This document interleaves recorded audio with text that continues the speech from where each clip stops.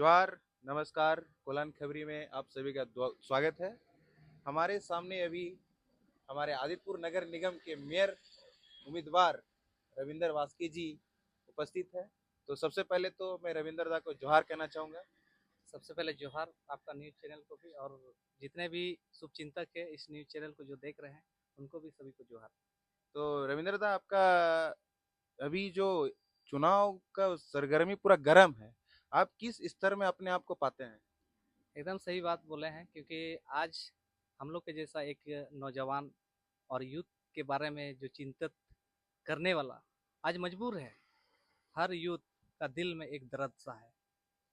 आदितपुर महानगर चुनाव के लिए कई ऐसा यूथ या नौजवान कहे जा सकते हैं क्योंकि उसको सोचने में मजबूर होता है कि इस चुनाव को कैसे लीड करे, ये चुनाव कैसे लड़ेंगे।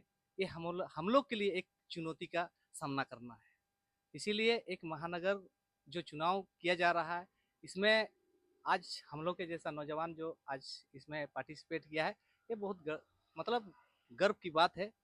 और हम लोग चाहते हैं कि हम मेयर के साथ साथ एक वार्ड 10 नंबर से भी हम वार्ड पार्षद का एक चुनाव भी लड़ रहे हैं। इसीलिए क्योंकि 35 तो वार्ड है हमारा आदितपुर महानगर में। 35 वार्ड में हर वार्ड से एक लीडरशिप, एक नया नौजवान को हम पैदा कर रहे हैं। उन नौजवानों का जो विचार, उनका जो हम लोग कलेक्ट किए हैं। हर वार्ड में आप देखे होंगे कहीं कई जगह ऐसा है कि रोड ही नहीं है, जो कि बहाना किया जाता है कि आपका रोड इसीलिए नहीं बन रहा है कि आपका वन विभाग से एनओसी नहीं दिया जा रहा। हम मानते हैं हमारा जैसे कहा जा सकता है रायगुड़ा हुआ, एक पार्वतीपुर हुआ, सीतारामपुर हुआ, भुआ है, भुआ हुआ, ये रेवेन्यू विलेज है। क्योंकि अभी का ये गांव नहीं है, आदिकाल से रेवेन्यू विलेज का मतलब बहुत कम कम आदमी जानते हैं क्योंकि हम लोग सरकार को राजस्व देते हैं। और इस जगह में रोड नहीं बनना ये दुर्भाग्य की बात है। आज इसीलिए रविंदर बास्के आज चुनाव में कदम रखा है, एक बड़ा चुनाव लड़ने वाला है। इसीलिए आप अपने ओपोनेंट के प्रत्याशी को किस रूप में देख रहे हैं? क्या उनसे आप टक्कर ले पाइएगा? देखिए, एक चुनाव को ही एक चुनौती कहा जाता है। टक्कर देंगे या नहीं देंगे वो तो अलग बात है। हर प्रत्याशी अपना अपना रणनीति जरूर बनाते हैं, लेकिन रविंदर बास्के एक यूथ का आइकॉन बना है। रविंदर बास्के एक नहीं है, रविंदर बास्के एक विचारधारा बन चुका है। इसीलिए इसको टक्कर लेना एक चुनौती के रूप में हम लोग देख रहे हैं और एक हमारे लिए एक चैलेंज है। हम ये भी देख रहे हैं कि आपके साथ बहुत सारे ऐसे युवा युवा लीडर है जो कि पूरा आदितपुर में भ्रमण कर रहे हैं। बिल्कुल सही बात है। हर वार्ड में एक से लेकर के 35 वार्ड में ऐसा लीडर को हम लोग छोड़ चुके हैं। उस वो लीडर हर घर तक पहुंचे, ये मेरा सौभाग्य की बात होगा। क्योंकि आज दिल से हम लोग चुनाव लड़ रहे हैं, आज पैसा से नहीं। रविंद्र बास्के के पास कोई दलाली का पैसा नहीं। आपको कोई पार्टी समर्थन नहीं कर रही है? पार्टी आज अभी तक तो नहीं, इंडिपेंडेंट ही चुनाव लड़ रहे हैं। ऐसा कोई ऐसा संगठन है, कई ऐसा संगठन है जो समर्थन कर रही है, लेकिन देखेंगे।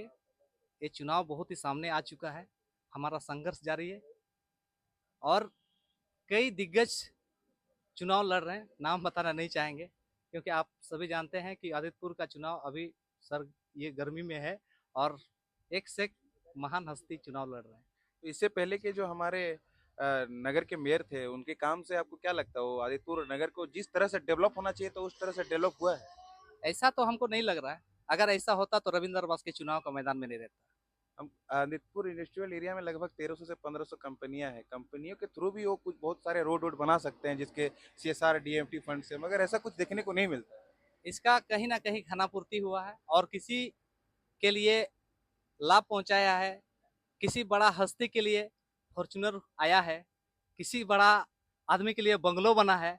लेकिन ऐसा अगर होता, ये परिस्थिति हम लोग को आज जो झेलना पड़ रहा है, आज का नौजवान पढ़ाई को छोड़ करके आज इस राजनीति मुद्दों में आया है, ये चुनाव में पार्टिसिपेट कर रहा है, तो कहीं ना कहीं आपको लगता होगा पहला वाला जो मेयर था हमारा डेवलपमेंट सही रूप से नहीं किया है। डेवलपमेंट हुआ है कोई कॉलोनी में, कई जगह है। हम लोग का कभी भी विकास का गाड़ी हमारा गांव तक नहीं आया है। आप देख सकते हैं, गांव का भ्रमण कर सकते हैं। एक नंबर से कई ऐसा गांव है आज सोतेला टाइप का व्यवहार हो रहा है। 10 नंबर की अगर बात करें तो हमारा महेंद्र जी महेंद्र सरदार जी हमारे वार्ड मेंबर थे, वह स्वर्गवास हो गए हैं कुछ कारणवश, लेकिन हम लोग को भी दुखद है। उसके मतलब उसका कार्यशैली अच्छा था, लेकिन कहीं न कहीं हमारा वार्ड को एक सौतेला के रूप में 10 नंबर वार्ड को सौतेला के रूप में देखा जाता है, सौतेला व्यवहार होते हुए आ रहा है। अगर चुनाव नहीं होता, चुनाव अगर कोई वार्ड मेंबर नहीं लड़ता, फिर भी 60 लाख का बजट आता है। लेकिन अगर पर साल अगर 60 लाख का बजट होता तो हम लोग का गाँव, हमारा जो रोड अधूरा है, नली अधूरा है, क्या आज डेवलप नहीं दिखता? एकदम एकदम नहीं।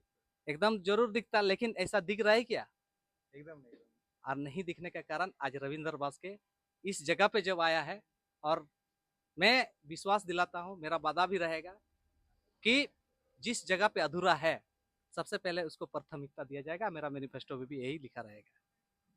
बाकी इतने सारे दिग्गज दिग्गज नेताएं हैं, जैसे गणेश माली के धर्मपत्नी जी भी थे, वो भी अपना नामांकन वापस ले लिए हैं। ऐसे क्यों हो रहा है?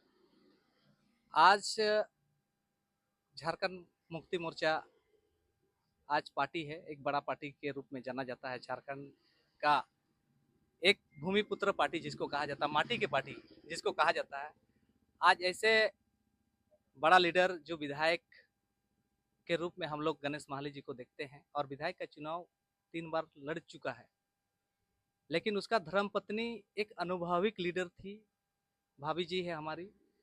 इससे पहले जिला परिषद अध्यक्ष की चेयरमैन थी, तो बेहतर एक लीडर थी, लेकिन किस कारणवश अपना नॉमिनेशन को वापस ली, ये तो हम नहीं बोल पाएंगे, लेकिन थोड़ा सा दुखद की बात है ऐसा लीडर को वापस लेना। उनका उनके साथ कुछ षड्यंत्र रचा गया क्या?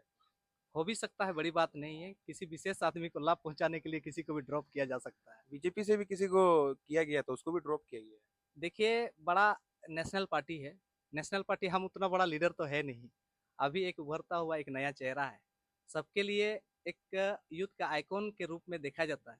और बहुत कोई बोलता है कि रविंदर जी आप बैठ जाइए, उतना बड़ा चुनाव मत लड़िए। हम जो बोला है उसको हम एक ही बात बोले हैं कि रविंदर बास्के एक नहीं है, रविंदर बास्के एक विचारधारा बन चुका है।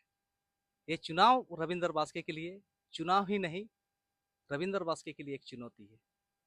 आपकी विचारधारा कहीं ना कहीं हमें टाइगर जयराम दास से देखने को मतलब मिलते हुए नजर आ रही है। क्या यूथ अभी बहुत ही ज्यादा एक्टिव लग रहे हैं उनके मार्गदर्शन से? बिल्कुल सही बात है, जहाँ भी सच्चाई की बात हो वहाँ हर यूथ आवाज़ उठाती है। आज जिस एनर्जी के साथ जयराम जी विधायक बने हैं, एक अपना नया संगठन खड़ा किए हैं, बहुत गर्व की बात है। ऐसा होना, कहीं ना कहीं हम आपको भी उसी रूप में देख रहे हैं। देखिए लीडर जब कोई भी पैदा होता है, उनकी आवाज़ जैसा कोई दहाड़ता है तो कहीं ना कहीं उसके नज़र से देखेंगे जरूर। लेकिन आज कहीं ना कहीं अगर शोषण होता है, उसके खिलाफ कोई आवाज़ उठाता है, तो वो भी जयराम का रूप में ही देखा जाता है। इससे पहले कई ऐसे हमारे लीडर थे जिसको दबाया गया, जिसको मार दिया गया, बढ़ने नहीं दिया गया, लेकिन हम लोग भी इस संघर्ष के रूप में आ रहे हैं, इस जगह को कदम रखें। एक हमारे लिए चैलेंज है, हमारा यूथ के लिए चैलेंज है, इसको जितना हमारा आयस बराबर का है। तो आपको कहीं ना कहीं आपको अपनी जान की भी तो डर होनी चाहिए। जैसे बहुत सारे दिग्गज नेता हैं आपके ओपोनेंट में है, कहीं ना कहीं आपको बहुत सारे कॉल फोन भी आएंगे कि आप ऐसा क्यों कर रहे हैं। बिल्कुल सही बात है, लेकिन भूखमरी से ज़्यादा खतरा नहीं है, क्योंकि आज का पीढ़ी में आज जितना यूथ है, लगभग यूथ बेरोजगार है। जहाँ भी जाओगे कहीं ना कहीं बड़ा हस्ती का वहाँ पर एक दबाव बना रहता है, जो हम लोग का जैसा नौजवान